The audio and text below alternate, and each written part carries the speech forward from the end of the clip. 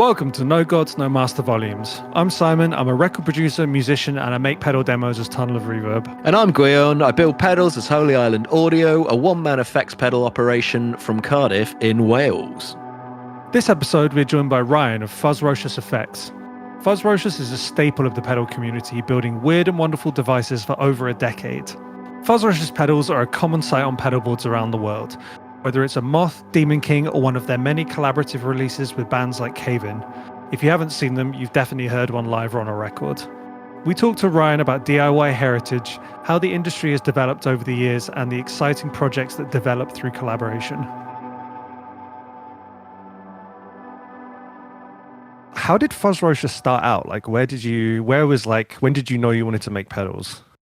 As soon as I built my first pedal. So this is like the quick version is was playing in a band with a couple friends, and they had these huge pedal boards full of like a bunch of like Devi Ever stuff in line 6, and then like unpainted pedals, just kits. And at the time I was just using like I had a delay pedal and a Sans amp because I didn't understand at that point that bass players could play effects. I didn't understand. This is like, you know, listening for all those years of listening to like Failure and other stuff and like being like, oh, that bass just sounds different. I'm like, oh, they must have just like turned up the amp. I had no idea. So they were like, oh, you should build a kit. I'm like, oh, my dad knows how to solder. So I had him come over. I was like, Dad, you know, here's a kit. Can you teach me how to solder? So we literally did that with my dad, myself in the kitchen, like having a beer, and I was rocking my son, who was like 2 months old or something at that point. Like he was in his little rocker. And we're just, you know, he's just going on the side, like well ventilated area. But that's health safety.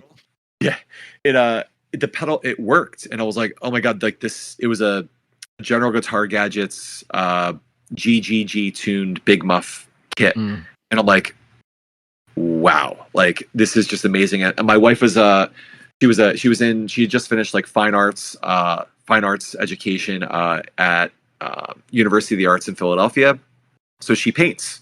And it was just like, well, can you paint this? Like at the time it was only Zevex. Zevex was the only brand doing anything hand painted.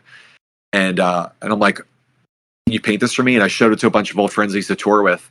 And they were like, make me a pedal.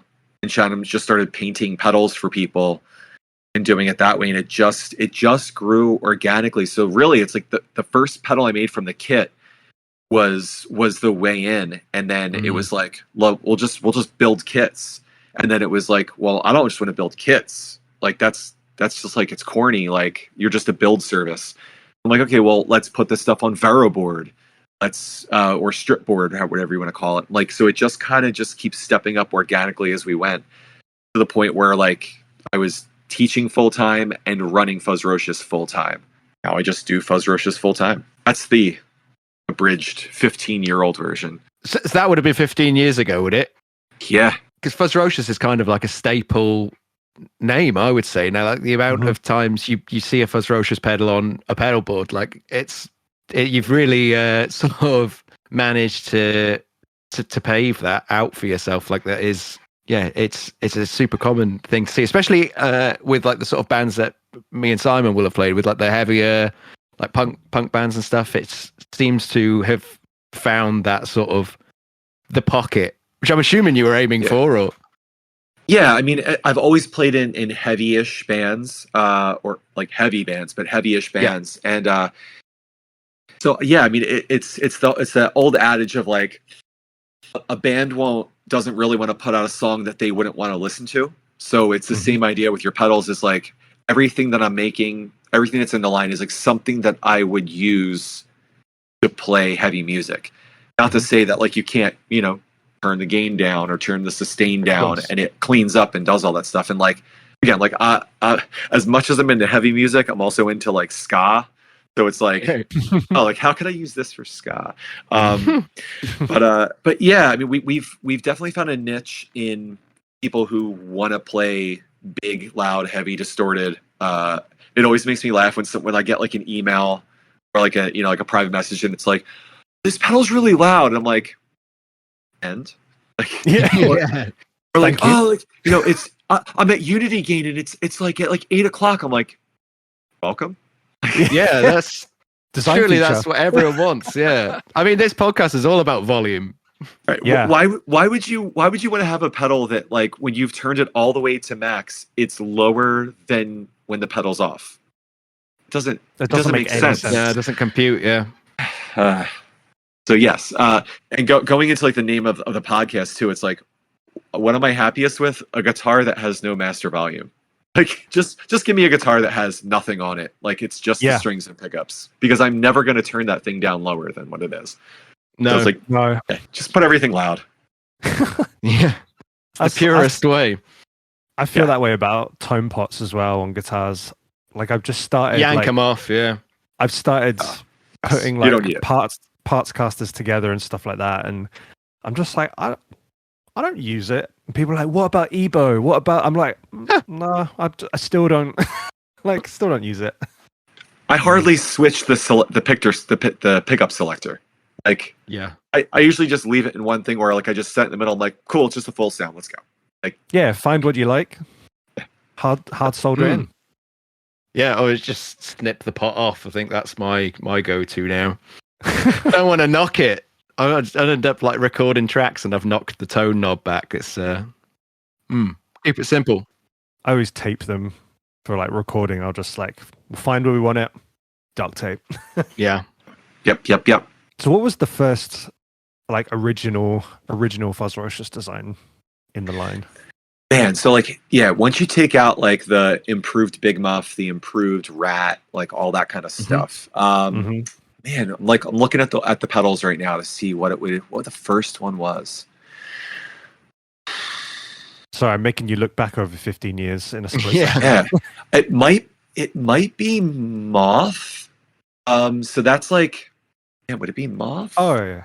Yeah, I guess it was probably Moth. Would have been the first one. So that's taking screwing around like it's just a simple like use of the TL072 op amp. So it's just very common. Just blowing that out like really hard.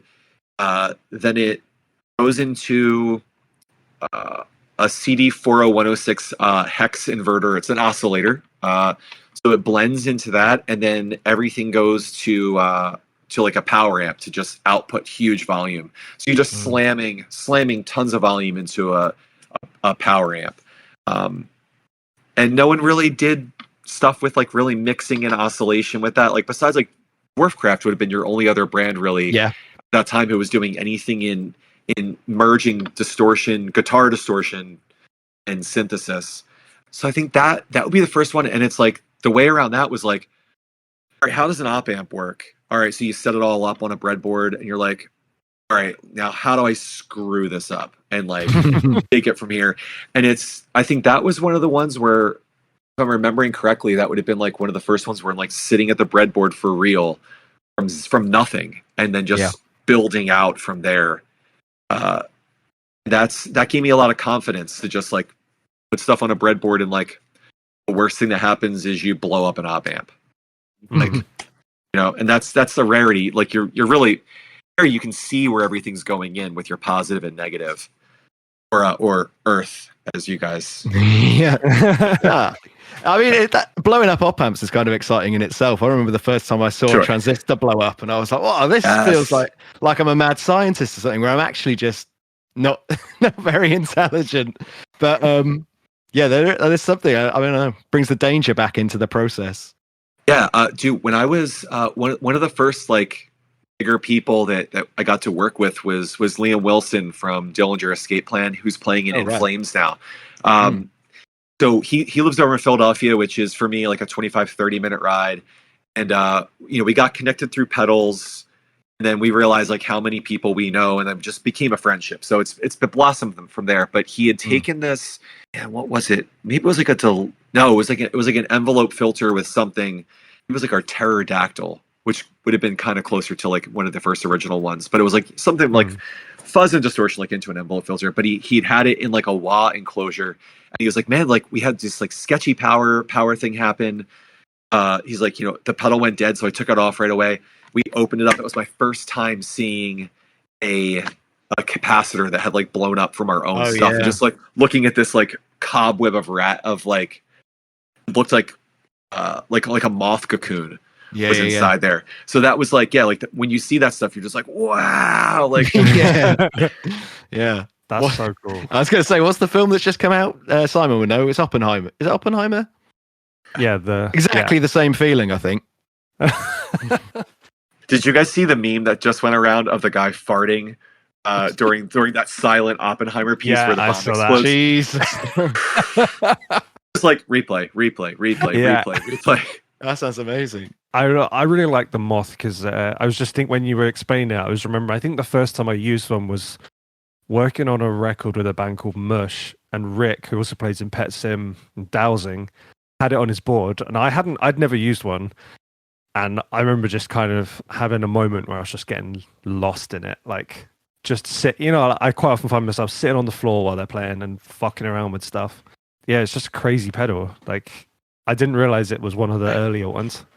Yeah, and it's one of those pedals that we may not move a lot of those. Like we're probably at like around 300 total that we've made in all the years of making that stuff. So not like a huge seller, but like when we get to like some pedal event or something and people are there, you watch these people go, oh, when they turn the hex knob and and they realize as you can like turn it on and off and like just stagger in stuff or like hit that pitched feedback, you'd be like, oh, look, I can use it. Like it's like a panic without chords. Like it's like a panic chord, single note, like feedback thing. And then all of a sudden people are like, I have to have that. Yeah.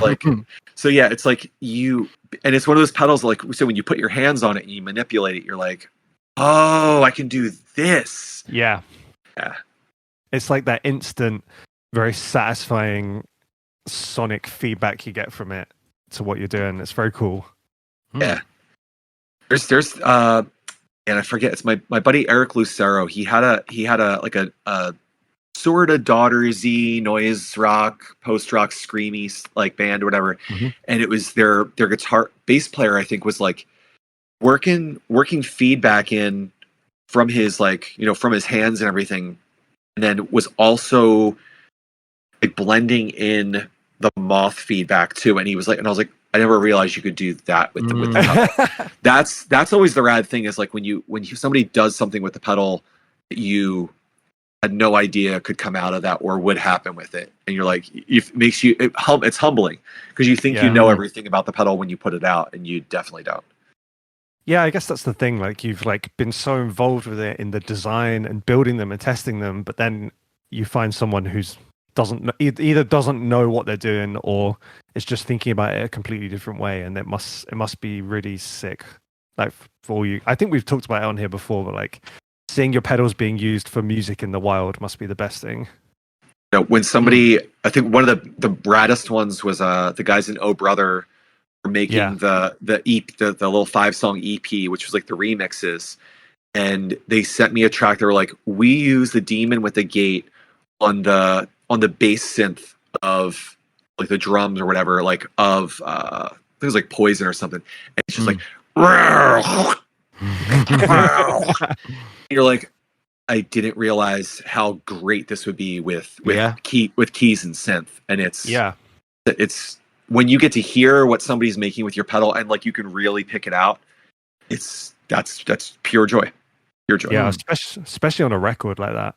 And I'm glad that that's cool, because I find myself all the time messaging people being like, oh yeah, I used X pedal on this, like just wanted to let you know. And people are always really nice, but I'm always like, am I just like spamming these people by being like, oh, I used it on this record, like, no, you're making people stay. You absolutely are, unless they're a dick, like, you know what I mean? Like no people skills and just it's like move on. Like it's one of those like never meet your heroes kind of thing or whatever. I'm like, oh god, they are a dick. But no, if when people send me that stuff and I can definitely hear it, that's what you want. That's what you want, especially like, you know, because the business side of it, like you want people to come back to you. So like every time that somebody they want to interact with you, it's wonderful. You're building a relationship, and I hope that I convey that to like when people send me that stuff, that like, I like what you did. Like, yeah. Oh, for sure. Well, when we were sort of just browsing through the back catalogue, just preparing before we came on today, we sort of realised that there's quite a lot of like collaborative stuff going on in the releases that you do. Is that something that you're actively sort of seek? It sounds like you sort of enjoy that aspect of it, the interaction with other people using your instruments. Is that sort of an intentional thing to prioritize that sort of development? Yes.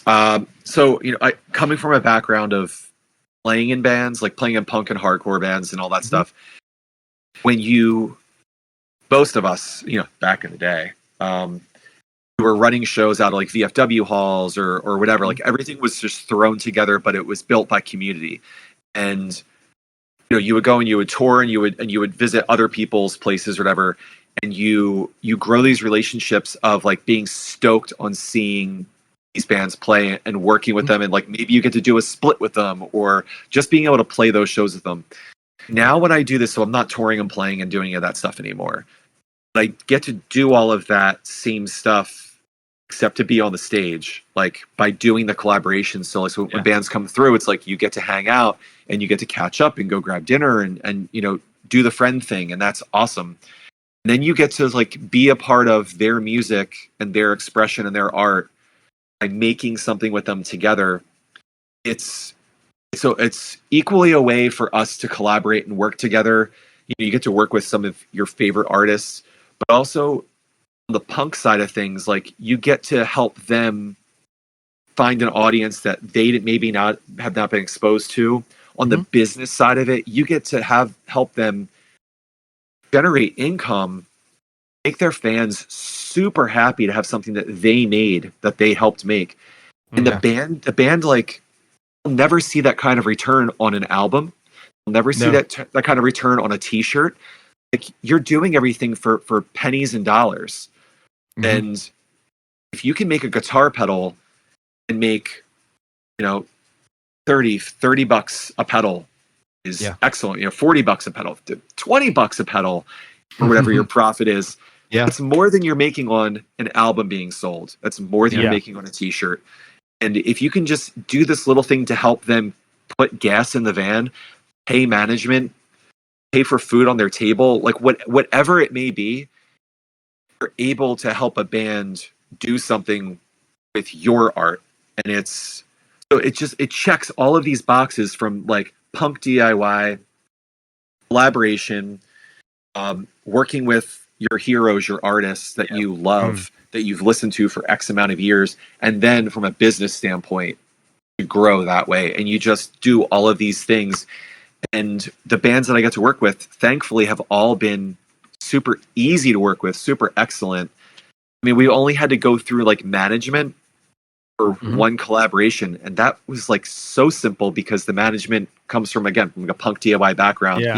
They got it. So getting to work with, like the Cave-In collaboration was absolutely excellent. And getting to do stuff with Defeater and just anything, any brand or band collaboration is true.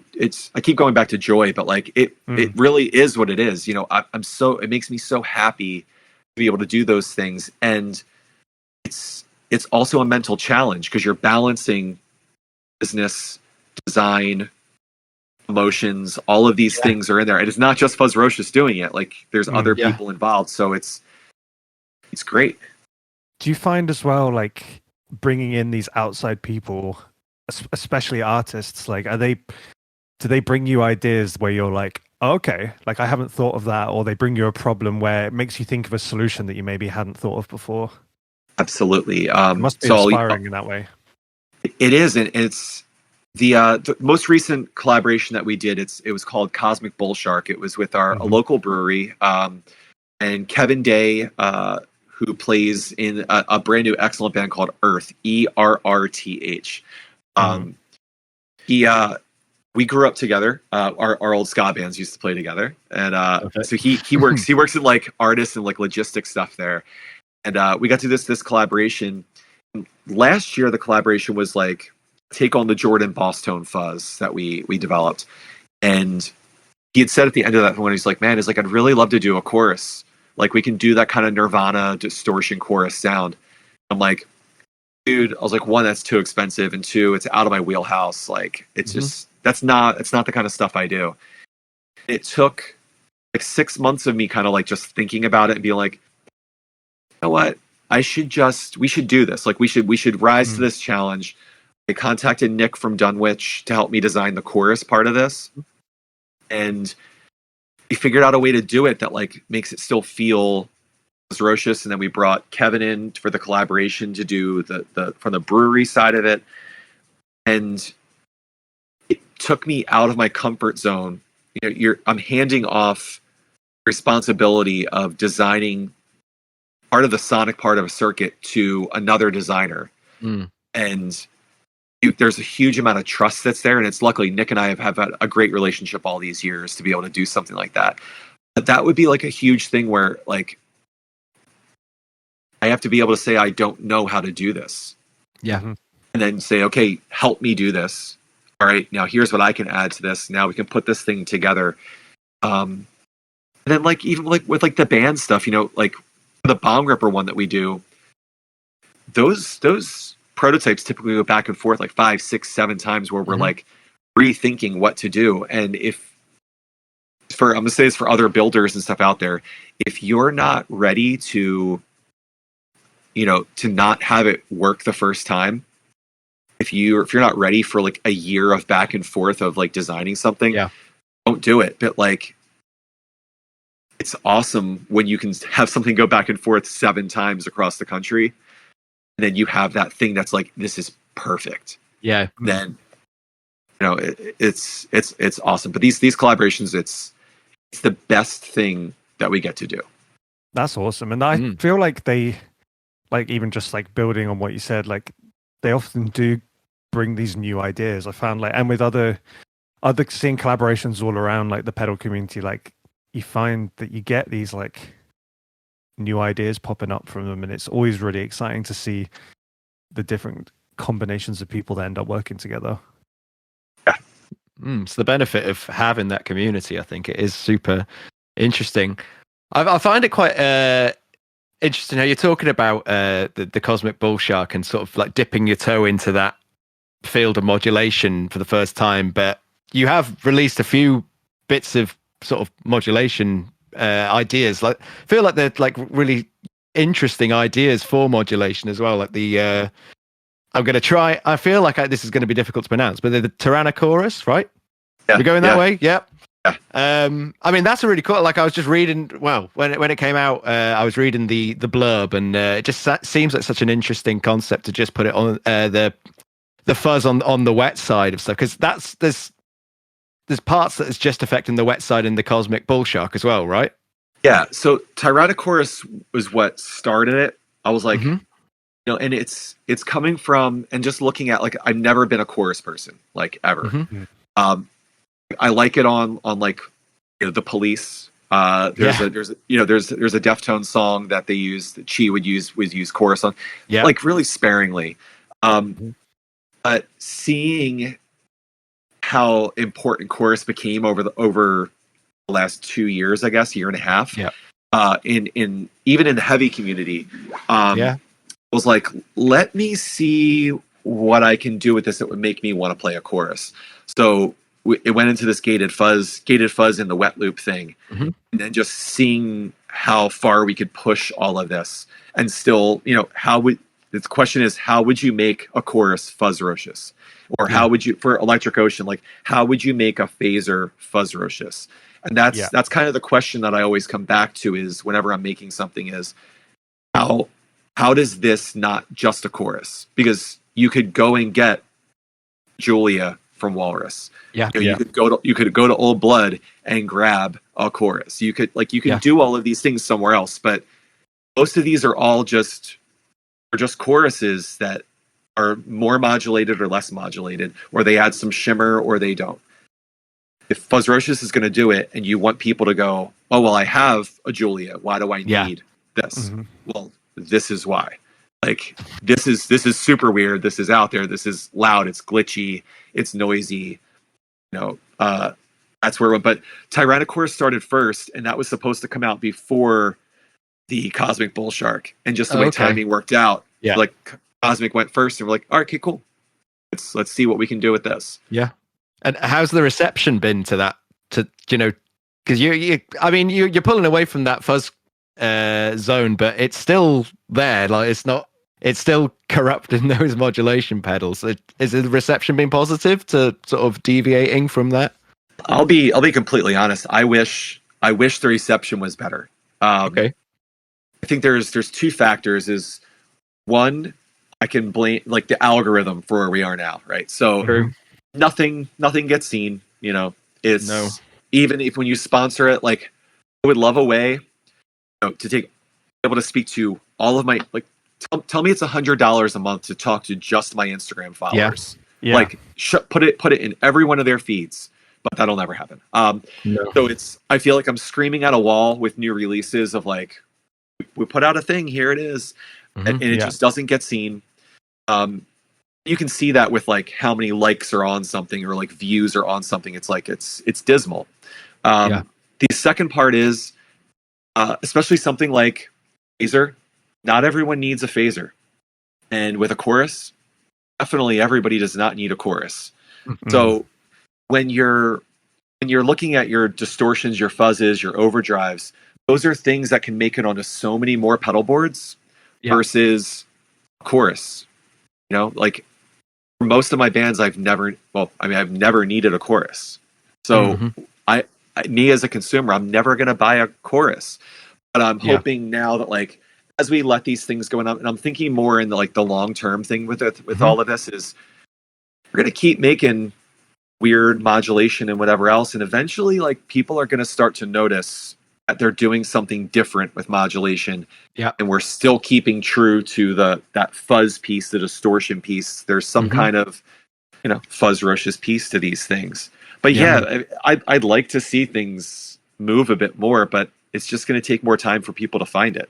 And I feel like, because I'm the same as you, I was never a chorus person when I play guitar, but like, I feel like with these newer, more interesting takes on chorus, I think they're like Tyrannochorus are more aimed at like people like us who would maybe ignore a chorus pedal usually, but like I think that is it feels like a newer trend of like interesting modulation, if you see what I mean. Like, and I think it's gonna, like you say, it's gonna grow, and I think more people are going to be interested. The thing that grabbed me most with it was that it had a foot switch on the top of the enclosure. Like I love that. Yeah. As someone who stamps the shit out of their pedals, like that really appeals to me. Thank you. It's I worked my ass off to figure out how to fit this in here. I'm like, because it's without having to go up to. I mean, like there's a plan to do like a Tyrannochorus Rex. So like we'll do the 1790 bigger one with like more stuff broken out, all that extra stuff. It's like, how do you get more into this normal size thing of like how without having a million knobs and all this stuff, and the being able to send the chorus rate full on and just let things stutter out and sounds like fluttery. It's like you're gonna get people that are gonna say, well, I wanted to turn the fuzz off, and like, well, I want it on a foot switch. Like I don't want fuzz on all the time. So it's like, okay, well, we can open our market to people who just want to use the chorus piece of this. And then that little fluttering chorus rate thing, it was just too good to not put on. So like my only like irk with it is like when I have it in the enclosure, I have to kind of angle it down like 15 degrees so it doesn't so I can access it and all that stuff with the jacks and all that in there. It irks me that it's like not perfect, like perfectly like 90 degrees. But other than that, like it's awesome because it sits up above the knobs that we have. So it just kind of works out awesome. Yeah, like the knobs will sit just below. So even when you depress, it's not going to be crushing your knobs. So it all works out. We were talking with some foot switch topper company at Kicksmith. About getting like a topper for it, but we just couldn't get the size right. All that stuff, but we'll figure out something with them later. Yeah, because I guess it's like you were saying about it's finding the space, but then also like all your pedals have great artworks, and it's like, well, you don't want to have something covering that up or taking up real estate where you could have, because artwork is obviously important, and yeah, I can see that being difficult to work out. I think the like momentary crazy switches are also like it's a big selling point for me on pedals. And I don't know if it feels like it feels like a very current thing. I'm thinking of like Dust and Rust and stuff like that. Dude, those Yeah, they're crazy. he's doing. We're talking about a deep space, right? Yeah. Right. So like, Clint is doing wild stuff. I was just I can't remember who I was just talking with, but we were talking about the pedal.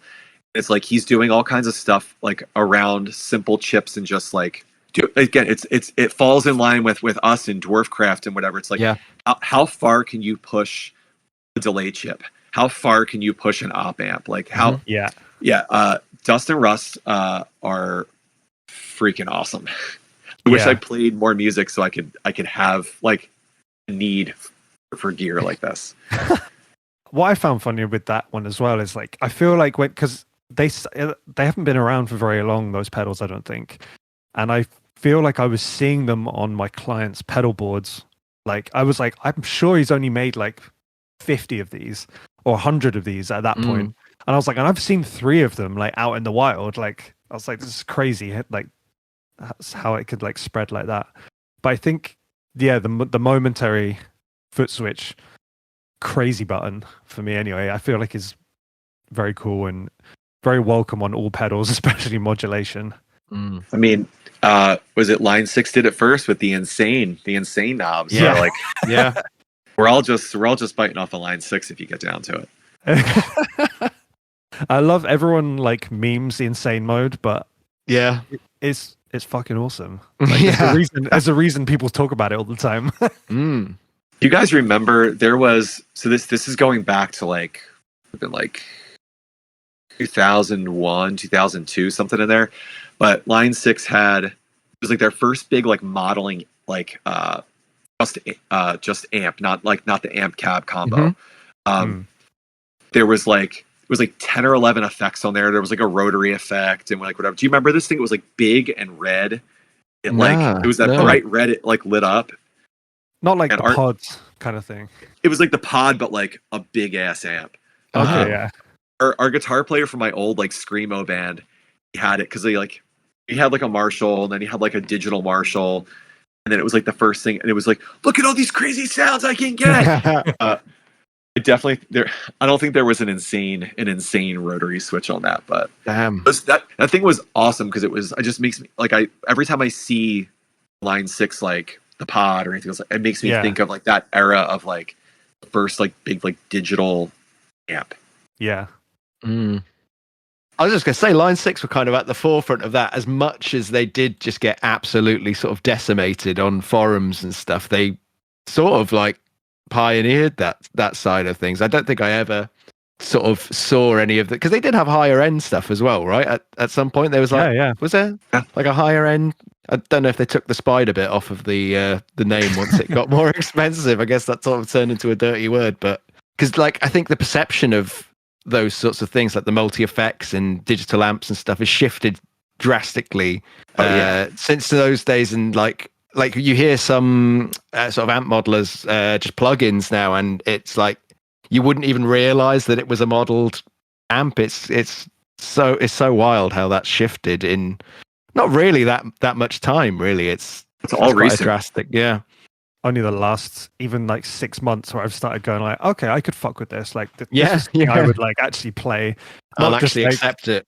Yeah, not just like, oh, that's pretty cool, but I'm still going to use my 100-watt amp or whatever. Now I'm like, okay, maybe I can make this work. I mean, how many bands do we see live that are just essentially pushing it to front of house? Yeah, like or they're running everything out, and like it's definitely weird to be on that stage and not feel the volume.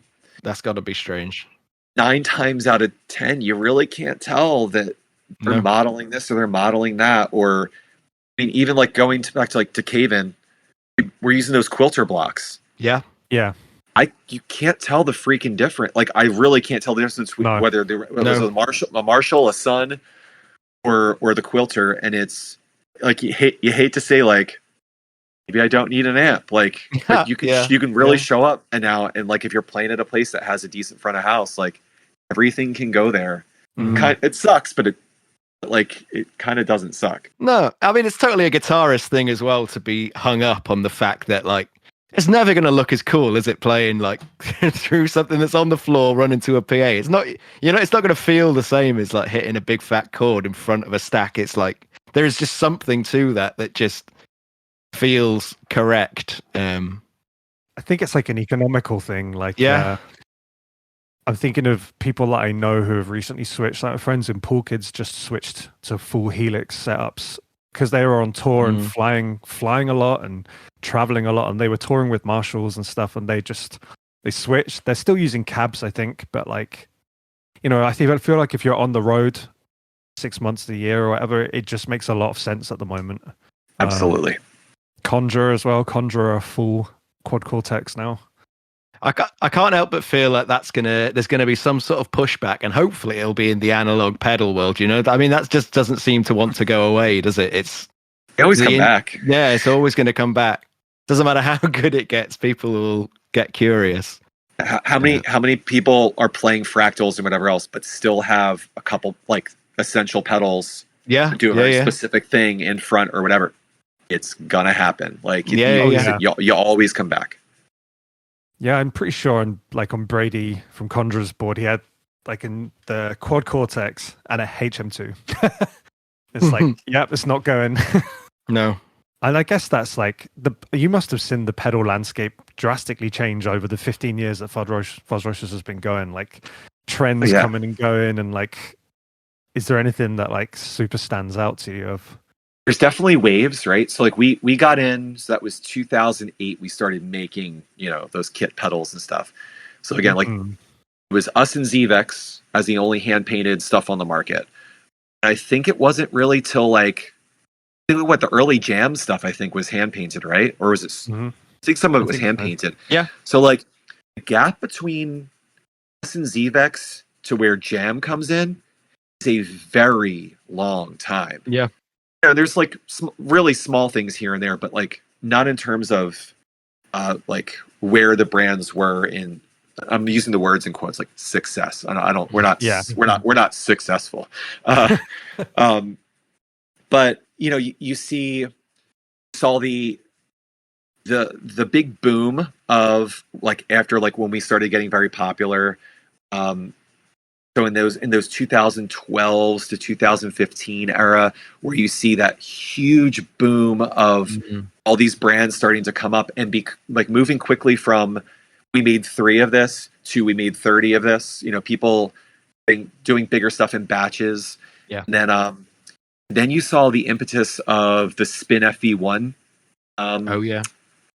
With that coming in, and you seeing like, your Mr. Blacks, your Keeleys, all of these guys working from the Spin platform to start building these delays and reverbs.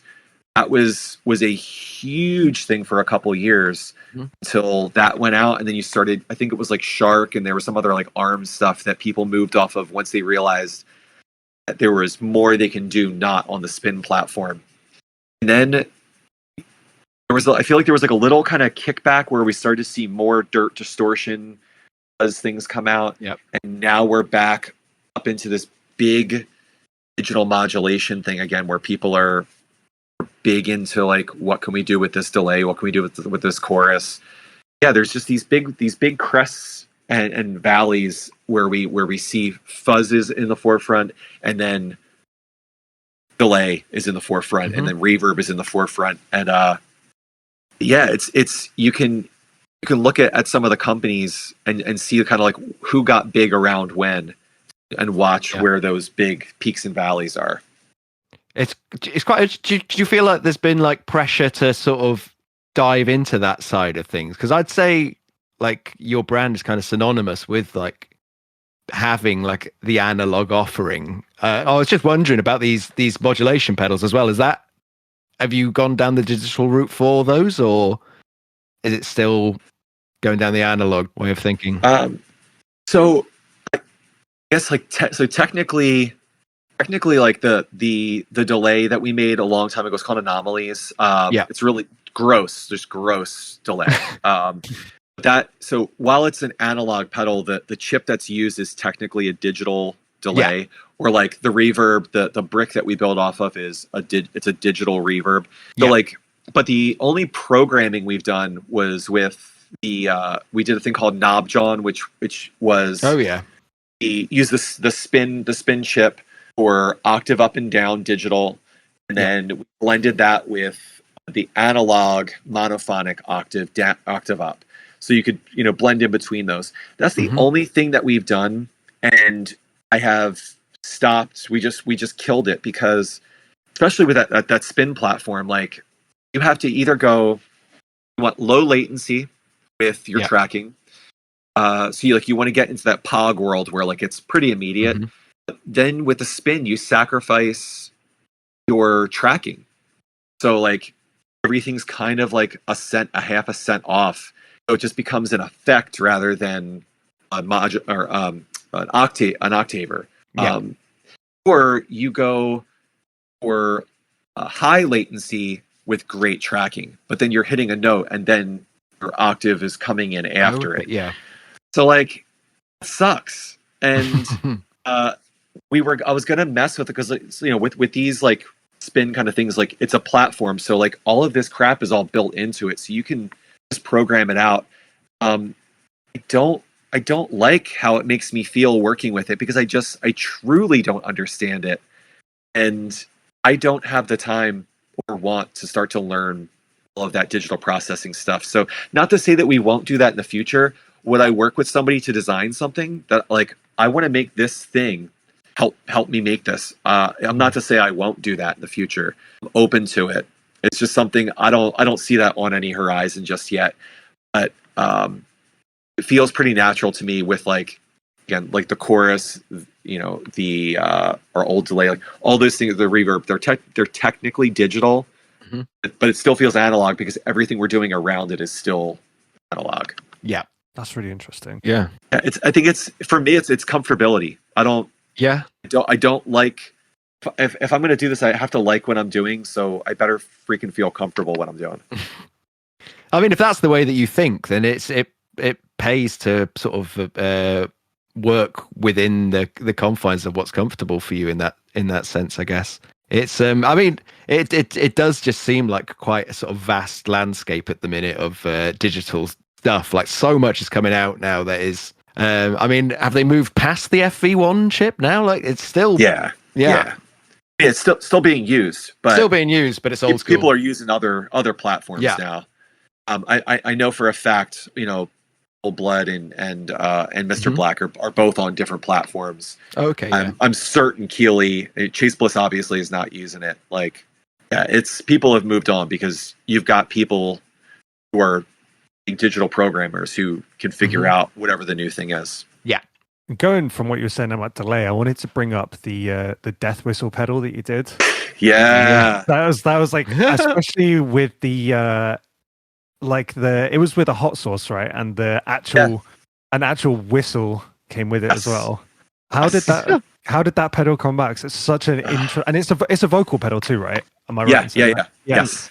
Yeah, vocal or hand. Yeah. That's like such an interesting. I think vocal pedals are really exciting. There's like obviously the Old Blood more, and the Death by Audio do the delay as well. But like, could you tell us a bit about this one? Yeah. So wow, like this year will be the first year we haven't collaborated with Electrofaucus yet. Okay. Electrofaucus are friends of ours from Long Island and Queens, and we met at a NAMM and just easily hit it off. And we're just like, wow, we need to like do stuff together. So and like our families will vacation together and stuff. Like it's like that. It goes that deep.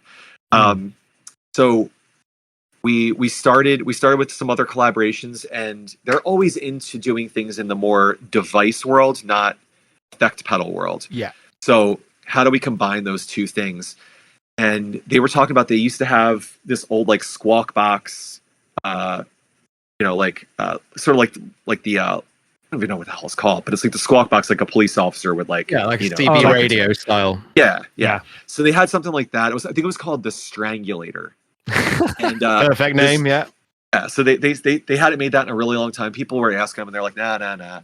And we had that Anomalies delay, And I was like, oh, like what if we take your strangulator and we'll feed that into the delay? I was like, and then we can do all the time warp stuff with that. I was like, it'll screw up, like it would go either 4 times as fast or 4 times as slow.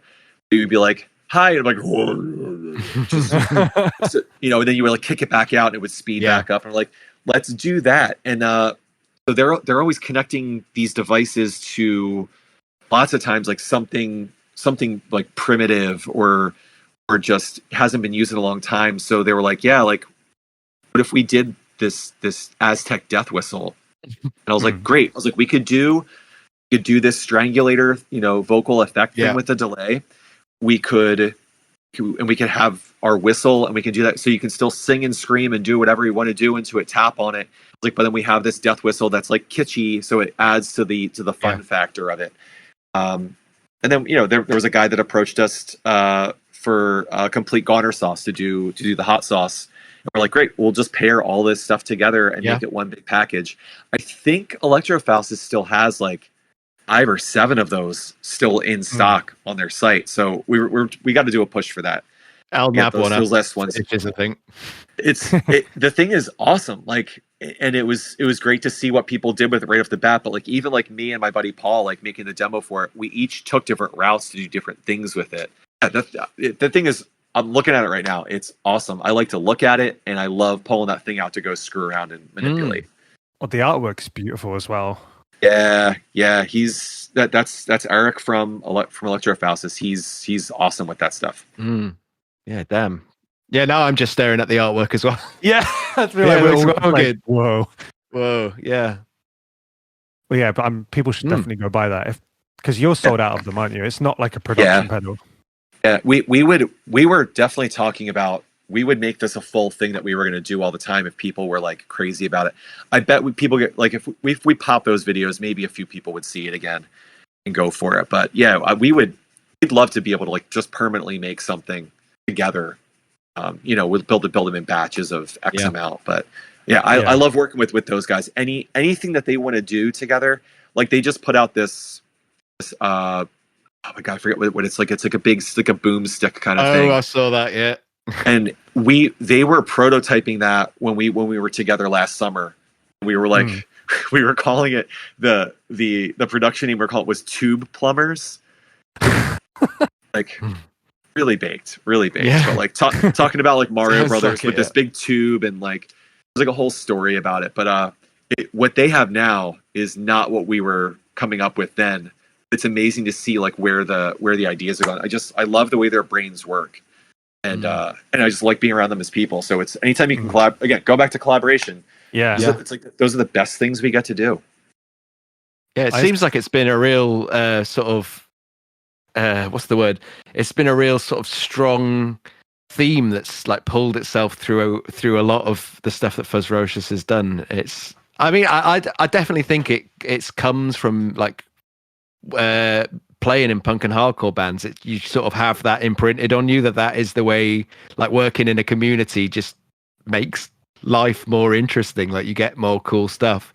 Does it's the DIY, like our punk and hardcore community, the pedal community, the craft beer community are all three things that like are super similar. They operate in such the same space. It's a common theme for that we've spoken to all of our like guests on the podcast about it. Just like the recurring community DIY, I feel is like the best part of all of this. I feel like from like consumers to builders to musicians, like it all just That's my favorite part of it is the people I get to meet and meeting people who are obsessed with these fucking weird things as I am. It's like it's great. Where do you see Fuzzrocious going next? Is there anything you can tell us or anything you want to push? So, I mean, in terms of like where the brand is going and stuff, ever since COVID, I've made myself slow down. So like when I say like, oh, like, modulation stuff doesn't sell as crazy as like the fuzz pedals or whatever else. I'm in a really good space right now of because I do my other gig is I'm essentially a full-time volleyball coach are like, adults, but mostly like, high school and middle school age kids. And that's I teach my kids as well. So I think I'd be a lot crazier if I was just doing Fuzzrocious. Like, I'm still running this full time, but I also have that to like kind of help me out with the income, as well as like mentally, my mental space with it. I like this balance that I have in my life where I sit down and make pedals, and that's when I make pedals. And I go out the door and I'm going and playing beach volleyball for a few hours. Then the next day, I go to coach volleyball in the morning, and then I spend my afternoon making pedals. Like, this balance is really nice, and I that's something I want to be able to keep in my life, so that I'm not grinding 24/7 and sitting in front of the TV, like, populating boards and running back, and that's too much. That's not healthy. So I do want to be able to keep that balance of both of these things. I know that I want to continue, obviously, doing the band and brand collaborations. I think that's a true love. So not a lot's really going to change in terms of that. Just, I need to make more pedals. Like, I know our little fella, our Overdrive Distortion, has done like bonkers numbers. It's great for us. And we took, when that came in, we phased the Demon and Demon King out of the line. So we want to do a fella in like the medium sized version, and then like a big fella to have a really broken out, like, expanded version. Yeah. So that's the thing we want to do kind of towards the end of the year. Cicada Fuzz is coming out. Probably today or tomorrow. I'm gonna put the pre-order up for that. We just make 17 of them a year. But that's kind of it, man. Like, that kind of takes us out to the end of the year. I'll see what other things kind of happen, but I don't. It's like, we started a TikTok. That's the other thing. So we did a thing. It's called Fuzzro Riffs. So it's, the TikTok is literally, I just get on there. I follow Guy Fieri and Vin Diesel. I'm not following anybody else. Perfect. Who else do you need? Nobody. It's like, but like all like bands are following us, or like our friends' brands. I'm like, I'm not going to follow you. Whatever. But it's like, so we're just putting up these like 1 minute videos that are on there, and it's just a demo of the pedal with like a riff. It's like, that's like the future of pedal do its own thing. I'm just going to keep making pedals. I don't want to change much, not because I don't want to change, but just because it feels right to operate things from a humble standpoint. I don't need to be trying to sell 1,000 pedals. I don't need to be making 100 pedals at a time. Just want to make some things and put some things out, and if people like it, it's awesome. And if they don't, then I'll just shrug my shoulders and move on to the next thing. Well, having that healthy balance is like, I feel like the goal for everything. Like, in any, so important. Anytime you have your passion as also your job. Like you say, being able to leave, go out the door, and just reset. That's great. Yeah, and I said this a few times before, but it's like, of all the negatives that happened during our COVID times, I think the biggest takeaway that happened was being able to like focus in on our immediate family and take care of each other, and to learn how to slow the fuck down. Yeah. Like, why are we doing shit that sucks? Why are we doing shit that doesn't make you feel good or help other people feel good? Screw that. Like, just even if you're making less money, that doesn't matter as long as you're happy and you're making other people happy. So just want to keep that going forward. I totally agree with that. And I found that it forced me to be at home, and I was kind of like, I really like being at home. Why am I never at home? You mean this place that you're paying like, $2,000 in rent, or a mortgage that's more than that? Like, it's the idea of like we don't have cable TV or anything. Like, why am I paying for something that's just playing shows on 1,000 channels that I'm never gonna watch? Like, I can't be here to watch it all. So if I'm going to be in my home, screw it. I'm going to go work from home. This is great. I'm living in the space that I'm paying for. Yeah. It was very, very interesting time. I think it shifted a lot of people's perspectives on things. Stuff that you just didn't even appreciate before, and then having time. I think just people having time to themselves, like, made them realize how much of your life you like give away to work. And yeah, it is definitely a significant eye opener, I think, for a lot of people. Well, it was for me, at least. I quit my job. Sure. Cool. I mean, that feels like a good place to wrap up. Thank you so much for Yeah.